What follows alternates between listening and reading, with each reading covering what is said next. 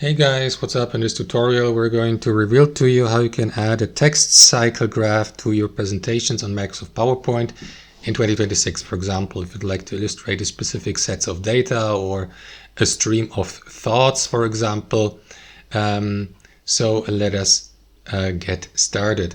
So guys, what you want to do is navigate to your Microsoft PowerPoint presentation and let me add a new slide for the sake of this tutorial.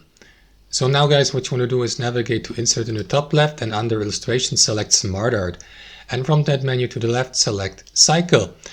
Microsoft PowerPoint features various cycle or text cycle illustrations or graphs, as you can see in their library, but I will go with a standard text cycle one like this. You will see the preview here. Click into OK, and now it's time to enter or type in the text for the given element. You may use that menu here to the left and, I don't know, name it like, I don't know, ABC, and then go with the next one, DEF, and so on and so forth. Now, each of these elements can be customized as well as the entire graph. If you click into the graph, you may rotate it.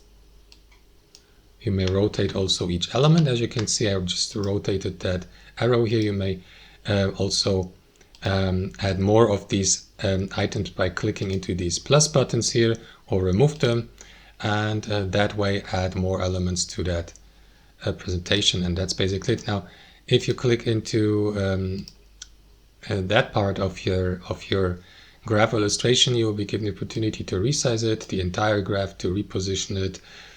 And that's it, guys. That's how it works. Thanks for watching and have a fantastic day.